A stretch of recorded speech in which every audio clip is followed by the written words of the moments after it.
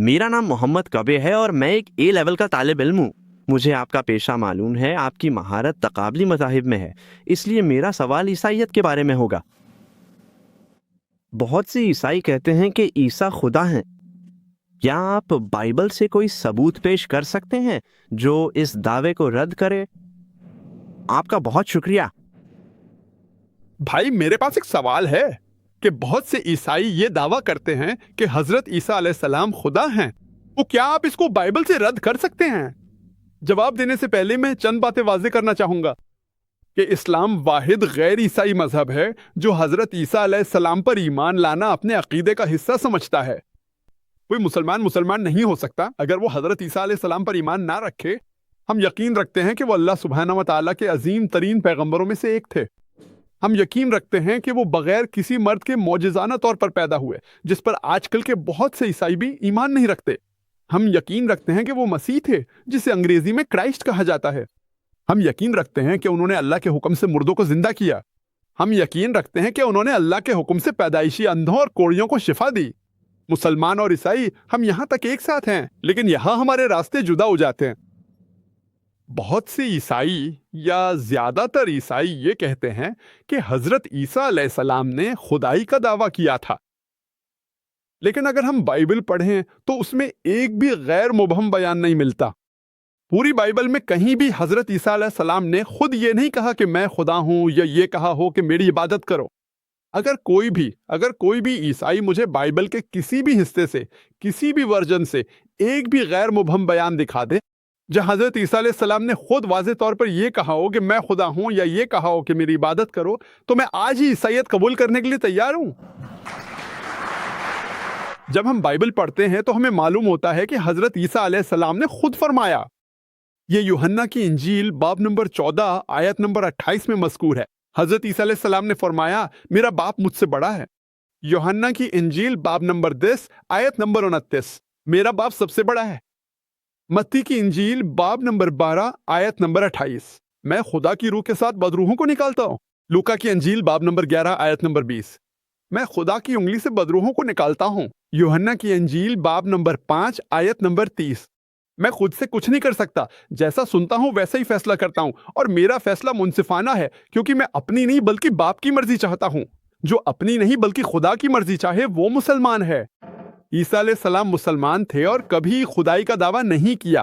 یوحنا کی انجیل 14 سے 24 میں واضح ہے کہ انہوں نے فرمایا، جو کلام تم سنتے ہو وہ میرا نہیں بلکہ بھیجنے والے باپ کا ہے۔ اور یہ اعمال کی کتاب باب نمبر 2 آیت نمبر 22 میں بھی مذکور ہے، اے بنی اسرائیل کے لوگوں یہ سنو، ناصرت کے عیسیٰ ایک ایسے انسان تھے جنہیں اللہ نے تمہارے درمیان اپنی نشانیوں، معجزات اور عجائبات کے ذریعے سچا ثابت کیا، جو اللہ نے ان کے ذریعے کیے، اور تم اس کے گواہ ہو۔ ایک ایسا انسان جسے اللہ نے تمہارے درمیان اپنی نشانیوں، معجزات اور عجائبات کے ذریعے سچا ثابت کیا، جو اللہ نے اس کے ذریعے کیے، اور تم اس کے گواہ ہو۔ تو یہاں جب ہم بائبل پڑھتے ہیں تو ہمیں معلوم ہوتا ہے کہ حضرت عیسیٰ علیہ السلام انہوں نے کبھی خدائی کا دعویٰ نہیں کیا۔ اس نے کبھی نہیں کہا کہ وہ خدا ہے، اس نے کبھی نہیں کہا کہ وہ خدا کا بیٹا ہے، لیکن وہ اللہ سبحانہ و تعالیٰ کے عظیم ترین رسولوں میں سے تھے۔ امید ہے کہ سوال کا جواب ملے گا۔ شکریہ۔ السلام علیکم مسٹر چیئرمین بھائی نائٹ، اپنا تعارف کراؤں گا، مگر پہلے آپ کی گفتگو کا شکریہ۔ آپ اور احمد دیدات میری دعاؤں میں ہیں۔ میں تقریر میں آپ کی پیروی کرتا ہوں، جس سے دعوت میں بہت مدد ملی ہے۔ میرا نام حسن ہے، میں ایک فارماسیوٹیکل کمپنی میں میڈیکل ریپرزینٹیٹیو ہوں۔ میں سیاسی عمل میں بھی شامل ہوں۔ میں نے پچھلے سال پارلیمنٹ کے لیے الیکشن لڑا تھا، اور انشاءاللہ میں اپنے کیریئر میں مزید آگے بڑھنے کا ارادہ رکھتا ہوں۔ میرا سوال اس سے متعلق ہے۔ انتہا پسند نوجوانوں کی تعلیم و تربیت ایک تنظیم ہے جس کی سربراہی ایک معروف عالم کر رہے ہیں، جنہوں نے مجھے اور دیگر مسلمانوں کو جو سیاست میں شامل ہوئے کافر قرار دیا ہے۔ وہ ایک قرآنی آیت کا حوالہ دیتے ہیں جس میں کہا گیا ہے کہ اگر کوئی اللہ کے علاوہ کسی اور کا قانون بناتا ہے تو وہ کافر ہو جاتا ہے۔ وہ ان قرآنی آیات کو استعمال کرتے ہیں۔ وہ 11 ستمبر کے حملوں کی بھی تعریف کرتے ہیں۔ ڈاکٹر صاحب، آپ سے سوال یہ ہے کہ ڈاکٹر نائک ہم ان انتہا پسندوں کو کیسے تعلیم دیں جو دعویٰ کرتے ہیں کہ وہ قرآن اور سنت کی پیروی کرتے ہیں؟ یہی سوال ہے کہ ایک انتہا پسند اور ایک تنظیم کے سربراہ نے انہیں کافر قرار دیا ہے۔ وہ بم دھماکوں اور خودکش حملوں، حتیٰ کہ 11 ستمبر کے حملوں کی بھی تعریف کرتے ہیں۔ تو ہم ان انتہا پسندوں کو کیسے تعلیم دیں؟ دیکھیں اگر آپ مسلم انتہا پسند کی بات کر رہے ہیں تو بھائی میں خود کو ایک مسلم انتہا پسند کہتا ہوں. میں انتہا درجے کا مہربان ہوں, میں انتہا درجے کا ایماندار ہوں, میں انتہا درجے کا انصاف پسند ہوں, میں انتہا درجے کا رحم دل ہوں. انتہا درجے کا مہربان ہونا کون سی بری بات ہے؟ قرآن کہتا ہے کہ انتہا درجے کے ایماندار بنو. میں جزوی طور پر ایماندار نہیں ہو سکتا تو میں ایک انتہا پسند مسلمان ہوں. ہمیں وہ لیبل قبول کرنے کی ضرورت نہیں جو مغربی میڈیا ہم پر لگاتا ہے.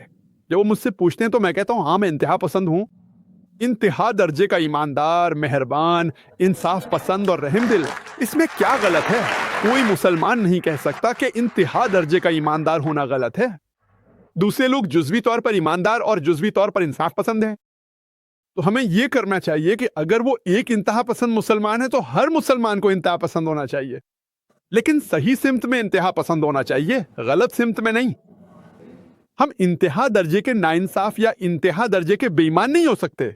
تو اگر میڈیا یہ کہہ رہا ہے کہ کچھ مسلمان انتہا پسند ہیں, میں کہتا ہوں کہ ہر مسلمان کو انتہا پسند ہونا چاہیے, ہر مسلمان کو بنیاد پرست ہونا چاہیے. اگر آپ بنیاد پرست مسلمان نہیں ہیں تو آپ اچھے مسلمان نہیں ہیں, آپ عملی مسلمان نہیں ہیں.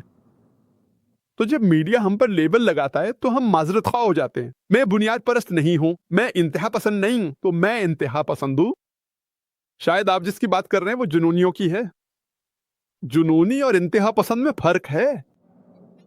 اب مجھے نہیں معلوم آپ کس کے بارے میں بات کر رہے ہیں, چاہے وہ ایکس ہو, وائی ہو یا زیڈ. تو میرا جواب اس شخص پر لاگو ہو سکتا ہے یا نہیں بھی ہو سکتا, لیکن ہمارے پیارے نبی محمد صلی اللہ علیہ وسلم نے فرمایا کہ اگر کوئی مسلمان کسی دوسرے مسلمان کو کافر کہے تو وہ بات اسی پر واپس آتی ہے. اس کا مطلب ہے کہ وہ خود کافر ہو جاتا ہے. یہ کس نے کہا؟ ہمارے پیارے نبی محمد صلی اللہ علیہ وسلم نے. تو اگر آپ مسلمان ہیں اور کوئی آپ کو کافر کہتا ہے تو کہنے والا خود کافر ہو جاتا ہے, جیسا کہ حدیث میں آیا ہے, جب تک کہ آپ نے کوئی ایسا عمل نہ کیا ہو جو واقعی کفر ہو اور وہ اسے ثابت کر سکے وغیرہ, ورنہ کفر اسی پر واپس آ جاتا ہے. اب سوال یہ ہے کہ ہم ان لوگوں کو کیسے تعلیم دیں جو ان حملوں جیسے 11 ستمبر, لندن بم دھماکوں وغیرہ کی تعریف کرتے ہیں. اللہ تعالیٰ قرآن مجید میں سورہ مائدہ سورہ نمبر 5 آیت نمبر 32 میں فرماتا ہے, اگر کوئی شخص کسی دوسرے انسان کو قتل کرتا ہے سوائے اس کے کہ وہ قتل کے بدلے میں ہو یا زمین میں فساد پھیلانے کے لیے ہو, اگر کوئی شخص چاہے وہ مسلمان ہو یا غیر مسلم کسی دوسرے انسان کو قتل کرتا ہے, چاہے وہ مسلمان ہو یا غیر مسلم, سوائے قتل یا زمین میں فساد کے, تو گویا اس نے پوری انسانیت کو قتل کر دیا. اور اگر کوئی شخص کسی دوسرے انسان کی جان بچاتا ہے تو گویا اس نے پوری انسانیت کو بچا لیا. لہٰذا کسی بھی بے گناہ انسان کو قتل کرنا حرام ہے, یہ ممنوع ہے. ہم جانتے ہیں کہ 11 سپتمبر میں نیو یارک کے ٹوین ٹاورز پر بمباری میں 3000 سے زائد بے گناہ لوگ مارے گئے تھے. لندن بم دھماکے میں پچھلے سال 50 سے زائد لوگ مارے گئے تھے. صرف پچھلے مہینے بمبئی میں 11 جولائی 2006 کو 200 سے زائد لوگ مارے گئے تھے. بے گناہ لوگوں کو قتل کرنا حرام ہے. جس کسی کو بھی اسلام کا تھوڑا سا بھی علم ہے وہ اس کی حمایت نہیں کر سکتا. ایسے اعمال کو اسلام میں حرام قرار دے کر مذمت کرنی چاہیے.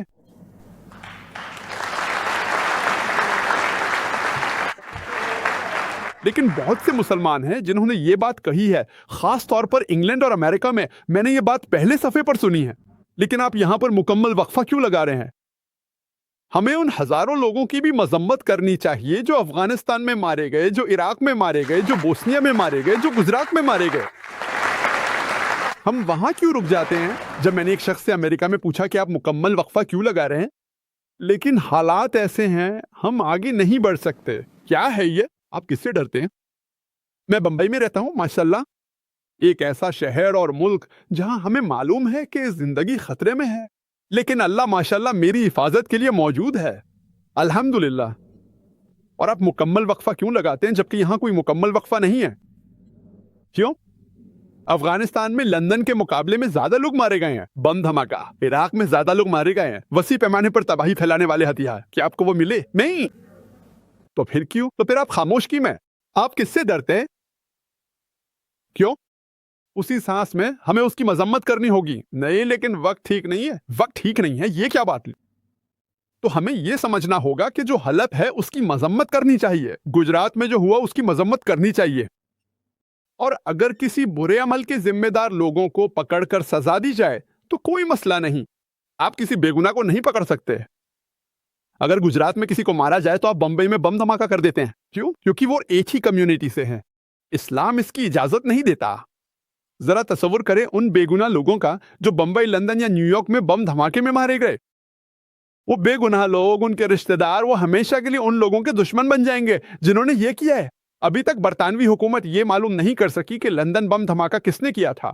ابھی تک کسی کو نہیں معلوم کہ بمبئی بم دھماکہ کس نے کیا تھا۔ میں یہ نہیں کہہ رہا کہ یہ مسلمانوں نے کیا ہے۔ جس نے بھی یہ کیا ہو، چاہے وہ مسلمان ہو یا غیر مسلم، اس کی مذمت کرنی چاہیے۔ ایک سچا مسلمان جو اللہ پر ایمان رکھتا ہے اور برائی کو اللہ کے سپرد کرتا ہے، وہ کبھی ایسا نہیں کرے گا۔ اگر کسی کو مسلمان نام کے ساتھ پکڑا جائے تو ہو سکتا ہے وہ صرف نام کا مسلمان ہو، اس کا نام عبداللہ، سلطان، ذاکر، محمد ہو، یہ ایک الگ بات ہے۔ اگر ایسا ہو بھی جائے، چاہے وہ مسلمان ہو یا غیر مسلم، اس کی مذمت کرنی چاہیے۔ فرض کریں، تصور کریں، اگر فرض کریں کچھ مسلمان سمجھتے ہیں کہ یہ درست ہے، ہزاروں بے گناہ لوگوں کے رشتہ دار جنہیں قتل کیا گیا وہ اسلام کے ہمیشہ کے لیے دشمن بن جائیں گے، ہم اسے کیسے جائز قرار دے سکتے ہیں؟ یہ حرام ہے۔ انہوں نے کیا غلط کیا ہے؟ بمبئی میں جو لوگ ٹرینوں میں سفر کر رہے تھے، انہوں نے کیا غلط کیا تھا؟ وہ لوگ جو وہاں تھے بازار میں یا لندن میں جہاں بم دھماکہ ہوا، ٹیوب میں تھے، تو انہوں نے کیا غلط کیا تھا؟ اگر آپ واقعی مجرم کو پکڑ سکتے ہیں اور اسے سزا دے سکتے ہیں تو کوئی مسئلہ نہیں، ضرور کریں۔ اگر آپ یہ نہیں کر سکتے تو بے گناہ لوگوں کو مت ماریں۔ اسلام اس بات سے متفق نہیں ہے۔ اور میں نے برمنگم این الیکشن کمیشن میں کیا دہشت گردی صرف مسلمانوں کی اجارہ داری ہے کہ عنوان سے ایک تقریر کی تھی، اور وہاں میں نے بتایا کہ اگر آپ امریکہ ہیں، ویب سائٹ امریکہ ٹی ڈپارٹمنٹ آف جسٹس کی معلوماتی ویب سائٹ پہ جائیں برائے کرم۔ اگر آپ اس سائٹ پہ جائیں تو وہاں بہت سی دہشت گرد تنظیمیں ہیں جن میں سے 50% سے زیادہ مسلمان ہیں، جن میں سے ULFA انڈیا میں پچھلے 16 سالوں میں 749 حملے کیے ہیں۔ کسی بھی دوسری دہشت گرد تنظیم سے زیادہ اس تنظیم کا وہاں ذکر نہیں ہے۔ جو القاعدہ کے بارے میں 28 حملوں کا ذکر ہے، سب مشتبہ ہیں، کوئی بھی ثابت نہیں ہوا۔ ULFA 749 حملے، سب کے سب ثابت شدہ ہیں، لیکن ان کی ویب سائٹ پر ان کا ذکر نہیں ہے۔ ایسے اقدامات کی مذمت کی جانی چاہیے۔ ہم بے گناہ لوگوں کو قتل نہیں کر سکتے۔ تو آپ کو یہ سمجھنا چاہیے کہ جو بھی یہ کہہ رہا ہے کہ یہ اعمال درست ہیں، وہ مکمل طور پر قرآن و سنت کے خلاف ہیں۔ ان سے ثبوت مانگیں، جانیں کہ قرآن کیا کہتا ہے۔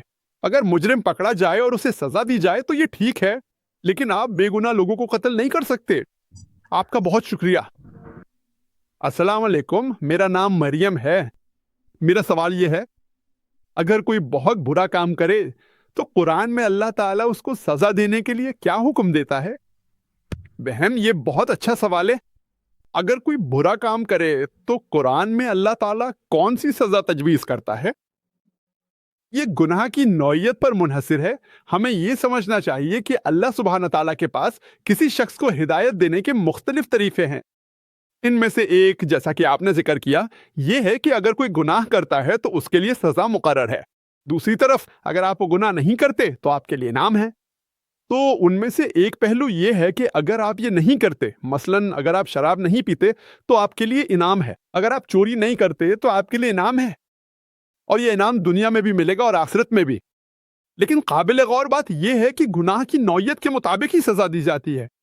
لیکن اللہ تعالیٰ قرآن میں سورہ نساء سورہ نمبر 4 آیت نمبر 48 اور سورہ نساء سورہ نمبر 4 آیت نمبر 116 میں فرماتے ہیں کہ اللہ اگر چاہے تو کسی بھی گناہ کو معاف کر سکتا ہے، لیکن شرک کے گناہ کو وہ کبھی معاف نہیں کرے گا۔ شرک یعنی اللہ کے ساتھ کسی کو شریک کرنا، اللہ سبحانہ و تعالیٰ اسے کبھی معاف نہیں کرے گا۔ باقی کوئی بھی گناہ اگر وہ چاہے تو معاف کر سکتا ہے۔ تو ہم مسلمانوں کو چاہیے کہ اگر ہم کسی کو گناہ کرتے ہوئے دیکھیں تو ہمارے پیارے نبی محمد صلی اللہ علیہ وسلم نے فرمایا کہ اگر تم کوئی برائی دیکھو تو اگر ہاتھ سے روک سکتے ہو تو ہاتھ سے روکو، اگر ہاتھ سے نہیں روک سکتے تو زبان سے روکو، اگر زبان سے بھی نہیں روک سکتے تو کم از کم دل میں برا جانو، اور پھر تم ایمان کے سب سے نچلے درجے پہ ہوگے۔ اور اللہ تعالیٰ فرماتا ہے کہ جب بھی تم کوئی برائی دیکھو، اللہ تعالیٰ سورہ آل عمران آیت 110 میں فرماتا ہے تَأْمُرُونَ بِالْمَعْرُوفِ وَتَنْهَوْنَ عَنِ الْمُنْكَرِ، یعنی نیکی کا حکم دو اور برائی سے روکو اور اللہ پر ایمان رکھو۔ تو اگر ہم مسلمان کسی کو گناہ کرتے دیکھیں تو ہمیں اس شخص کو دعوت اور اصلاح دینی چاہیے اور اسے بتانا چاہیے کہ یہ گناہ ہے، تمہیں یہ نہیں کرنا چاہیے، اور کوشش کریں کہ اسے قرآن و سنت اور عقل و منطق کے ساتھ قائل کریں۔ امید ہے اس سے آپ کا سوال حل ہو گیا ہوگا۔ السلام علیکم ڈاکٹر فاہد۔ ذاکر، میرا نام شاہد ہے، میں سیلز مین جیسے زیادہ تر لوگ آپ سے محبت کرتے ہیں، میں بھی آپ سے محبت کرتا ہوں۔ میں آپ سے صرف یہ پوچھنا چاہتا ہوں کہ کیا آپ ایمان اور عقیدے کی تعریف بیان کر سکتے ہیں؟ کیونکہ آخرکار ہم سب اسی حالت میں مرنا چاہتے ہیں۔ یہ کیسے حاصل ہوگا؟ کیا صرف دعوت سے ممکن ہے؟ اگر ہاں تو کون سا طریقہ اپنائیں؟ کیونکہ اس سلسلے میں مختلف کوششیں جاری ہیں۔ سوال یہ ہے کہ ایمان اور عقیدہ کا کیا مطلب ہے اور دعوت کا کون سا طریقہ؟ ایمان کا مطلب ہے یقین۔ آپ ایمان پر 5 گھنٹے یا 10 گھنٹے کا لیکچر دے سکتے ہیں۔ تو پھر کیا ہوا؟ مجھے نہیں معلوم۔ کیا مجھے لیکچر دینا ہے؟ پتہ گئی۔ کیا مطلب ہے عقیدہ؟ کیا آپ کا اللہ پر ہر چیز میں یقین ہے؟ تو آپ ایمان اور عقیدے پر لیکچر دے سکتے ہیں۔ وجہ یہ ہے کہ کچھ لوگ ایسا لگتا ہے کہ کہتے ہیں کہ نبی اس سے زیادہ تھے جو وہ تھے۔ تو سوال کرو، اب تم مجھ سے پوچھو عقیدہ کیا ہے؟ عقیدہ پر میں 10 گھنٹے بات کر سکتا ہوں بغیر محمد صلی اللہ علیہ وسلم کا ذکر کیے۔ کچھ لوگ سمجھتے ہیں کہ محمد صلی اللہ علیہ وسلم ایک عام انسان سے بڑھ کر، یا وہ ایک عام انسان سے بڑھ کر ہیں، بلکہ وہ دنیا کے بہترین انسان ہیں جو ہمارے پاس ہیں۔ لیکن میں جانتا ہوں سوال کیا ہے۔ لیکن وہ اللہ سبحانہ و تعالیٰ نہیں ہے، وہ ایک انسان ہے۔ وہ ہم سب انسانوں سے کہیں زیادہ افضل ہیں، لیکن وہ بشر ہیں۔ وہ بشر ہیں جیسا کہ قرآن کہتا ہے۔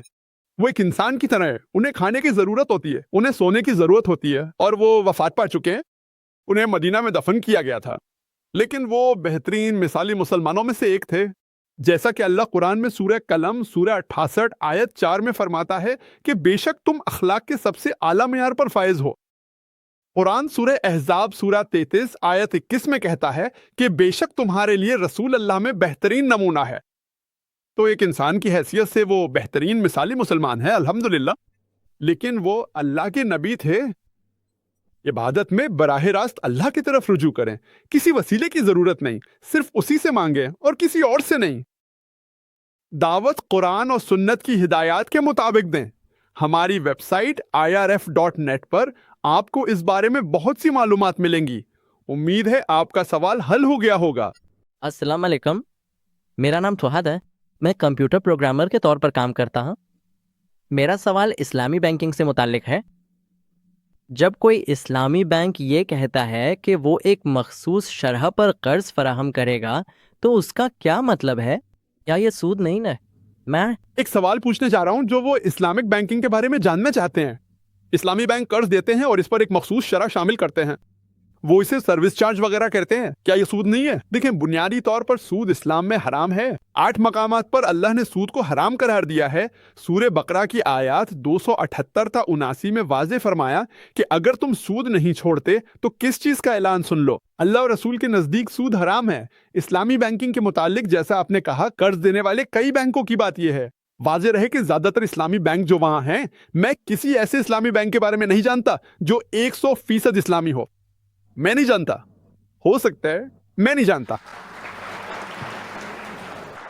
در حقیقت میری دلچسپیوں میں سے ایک اسلامی بینکنگ ہے، لیکن بہت سے ہیں جو ماشاءاللہ بہت زیادہ اسلامی ہے۔ بہت سے ایسے ہیں جو فراڈ بھی ہیں۔ ٹھیک ہے، صرف اسلامی نام۔ ہمیں کیا نوٹ کرنا ہے کہ ہم عام آدمی کے طور پر اگر ہم چیک کر سکتے ہیں، چیک اپ کریں۔ اگر آپ تجزیہ کریں تو اسلامی نظام مشارکہ ہے، منافع اور نقصان میں شراکت، جو سب سے بہترین ہے۔ محفوظ یہ ہے کہ مشارکہ کا مطلب ہے کہ ہم اس میں شریک ہو جاتے ہیں۔ اب مضاربہ کے دوسرے پہلو بھی ہیں، وہ ہے کاسٹ پلس۔ کاسٹ پلس میں اکثر اوقات لوگ غلطی کر جاتے ہیں، اور اکثر اوقات یہ کچھ نہیں، بس ناک کو لمبے راستے سے پکڑنا ہے۔ آپ جانتے ہیں ایسا ناک پکڑنے کا، آپ کہیں کہ یہ کچھ نہیں، بس ایک چال چلنے کی کوشش ہے۔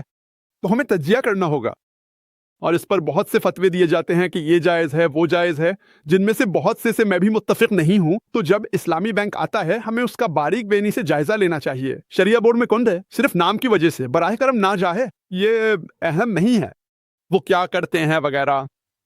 تو بہت سے اسلامی بینکوں کو میں اسلامی نہیں کہوں گا، وہ شاید بہت ہی کم فیصد اسلامی ہوں۔ اب اسلامی بینک میں ان میں سے زیادہ تر مضاربہ کرتے ہیں۔ مضاربہ میں ایک مسئلہ ہے کاسٹ پلس جو آتا ہے۔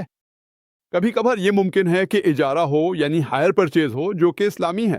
مشارکہ محفوظ ہے، محفوظ اس صورت میں ہے اگر وہ اسلامی اصولوں کی پیروی کریں۔ دوسرے معاملات میں ہمیں چیک کرنا پڑتا ہے اور ہم اس کا تجزیہ کرتے ہیں۔ زیادہ تر بینک غلطی کرتے ہیں، اور چونکہ وہ عام روایتی بینکوں سے مقابلہ کرتے ہیں، اس لیے وہی شرح سود رکھتے ہیں۔ تو نام الگ ہے، نام الگ ہے، لیبل الگ ہے، لیکن اصل میں وہی ہے۔ اس لیے قرض لیتے وقت ہمیں احتیاط کرنی چاہیے. لیکن ایک عام آدمی کے طور پر اگر آپ سمجھتے ہیں کہ یہ اسلامی ہے اور آپ لے لیتے ہیں، اور اگر وہ لا علمی میں کچھ غلط کر رہے ہیں اور آپ نے بھی اسی وجہ سے لیا ہے، تو اس کا الزام ان پر آئے گا، آپ پر نہیں. اگر آپ جانتے ہیں کہ وہ حرام ہے اور پھر بھی آپ جاتے ہیں تو اس کا الزام آپ پر آئے گا. اس لیے یہ اسلامی بینک چلانے والوں کی ذمہ داری ہے کہ وہ چیک کریں کہ آیا وہ صحیح طریقے پر عمل کر رہے ہیں یا نہیں. اس معاملے میں بہت سے فتوے ہیں اور فتوے خریدنا بہت آسان ہے. آپ جانتے ہیں کہ آپ کو کون سا فتویٰ چاہیے، تو وہ جاتے ہیں اور جب مصر، پاکستان یا بھارت سے فتویٰ مل جائے تو وہ وہی فتویٰ لیتے ہیں جو ان کے لیے آسان ہو اور پھر اس کو منظور کر لیتے ہیں. اس لیے جب اسلامی بینکنگ ہو تو آپ کو بہت محتاط رہنا چاہیے. یہ ناممکن نہیں مگر بہت مشکل ہے. کچھ بینک اچھے ہیں لیکن 100% نہیں، اور وہ خود بھی یہ مانتے ہیں. جب تک مرکزی نظام اسلامی نہ ہو 100% ہونا ممکن نہیں. اب بہت سے اسلامی بینک آ رہے ہیں، ہمیں ان کی حقیقت دیکھنی ہوگی. اس نظام پر عمل کریں، ان کا طریقہ دیکھ کر فیصلہ کریں کہ یہ صحیح ہے یا غلط. امید ہے جواب مل گیا ہوگا. سمال کا جی خوش آمدید دوستو، امید کرتا ہوں ویڈیو آپ نے پوری دیکھی ہوگی اور آپ کو پسند بھی آئی ہوگی. اللہ تعالیٰ نے انسانوں کی ہدایت کے لیے کم و بیش 1,24,000 انبیاء علیہ السلام اس دنیا میں بھیجے، اور ہر ایک نبی اللہ تعالیٰ کی طرف سے ہی بھیجے گئے. یعنی اگر نبی اس دنیا میں آتا ہے اور اپنی قوم کی ہدایت کے لیے آتا ہے تو وہ اپنی مرضی سے نہیں آتا، بلکہ یہ اللہ تعالیٰ کا پسند ہے. جسے چاہے اللہ تعالیٰ ہدایت دیتا ہے، جسے چاہے وہ گمراہ کر دیتا ہے، اور جس کو چاہے تو وہ نبوت کے لیے منتخب فرما دیتے. اگر کوئی شخص یہ چاہے کہ میں خود اپنی محنت سے یا اپنی عبادت سے نبی بن سکتا ہوں تو ہرگز ایسا نہیں ہو سکتا. تو جتنے بھی انبیاء علیہ السلام آئے، جن کا ذکر قرآن میں موجود ہے، جن کی ذکر حدیث میں موجود ہے، وہ سب کے سب ان سب پر ایمان لانا یہ ہمارے ایمان کا حصہ ہے. جس طرح ہم ایمان مفصل میں پڑھتے ہیں آمنت باللہ و ملائکتہ و کتبہ و رسلہ والیوم الآخر و رسلہ، جب ہم پڑھتے ہیں تو اس کا مطلب ہے کہ ہمارا ایمان ہے کہ جتنے بھی انبیاء علیہ السلام اللہ تعالیٰ کی طرف سے بھیجے گئے وہ سب سچ اور برحق نبی تھے. انہی انبیاء میں سے بعض مشہور انبیاء ایسے ہیں جن کا ذکر اللہ تعالیٰ نے قرآن میں کر دیا، جیسے نوح علیہ السلام، ابراہیم علیہ السلام، موسیٰ علیہ السلام، عیسیٰ علیہ السلام، زکریا. جس طرح اللہ تعالیٰ قرآن میں فرماتے ہیں وزکریا و یحییٰ و عیسیٰ و الیاس کل من الصالحین، ہر ایک اچھے بندوں میں سے تھے. اسی طرح وَاذْكُرْ عَبْدَنَا أَيُّوبَ إِذْ نَادَىٰ رَبَّهُ أَنِّي مَسَّنِيَ الشَّيْطَانُ بِنُصْبٍ وَعَذَابٍ. تو داؤد علیہ السلام اللہ تعالیٰ قرآن میں فرماتے ہیں یا داؤد اِنَّا جَعَلْنَاكَ خَلِيفَةً فِي الْأَرْضِ. اسی طرح سلیمان علیہ السلام وَلِسُلَيْمَانَ الرِّيحَ غُدُوُّهَا شَهْرٌ وَرَوَاحُهَا شَهْرٌ. تو جن کا ذکر قرآن میں موجود ہے ان میں ہمارے لیے عبرت ہے. اگر ان انبیاء کے واقعے ہم قرآن میں پڑھتے ہیں اور ہم سنتے ہیں تو اس میں ہمارے لیے عبرت آموز باتیں موجود ہیں. جس طرح یوسف علیہ السلام کا واقعہ اگر ہم سنتے ہیں یا ہم پڑھتے ہیں تو اس میں ہمارے لیے جو سب سے بہترین بات ہے وہ یہی ہے کہ یوسف علیہ السلام کو اللہ تعالیٰ نے کنویں سے اٹھا کر مصر کا جو بادشاہ ہے نا وہ بنا دیا. تو انہی میں سے ایک پیغمبر عیسیٰ علیہ السلام بھی ہے، اور عیسیٰ علیہ السلام اللہ تعالیٰ کی طرف سے بھیجے گئے آخری ایک پیغمبر تھے جن کو اللہ تعالیٰ نے بغیر باپ کے پیدا کیا. اور اسی لیے اللہ تعالیٰ قرآن میں فرماتے ہیں تو عیسیٰ علیہ السلام جو ہے وہ اللہ تعالیٰ کے بھیجے ہوئے نبی ہے، اور صرف نبی ہے، اس کے علاوہ کوئی خدا نہیں، صرف اللہ تعالیٰ ہی خدا ہے. اور جو لوگ عیسیٰ علیہ السلام کو خدا مانتے ہیں نعوذ باللہ تو وہ کفر کرتے ہیں. اللہ تعالیٰ قرآن میں فرماتے ہیں مل مسیح ابن مریم الا رسول، تو وہ صرف اللہ کے رسول ہے. امید کرتا ہوں ویڈیو آپ کو پسند آئی ہوگی. اگر ویڈیو آپ کو پسند آئے اس چینل کو سبسکرائب کریں. بہت شکریہ.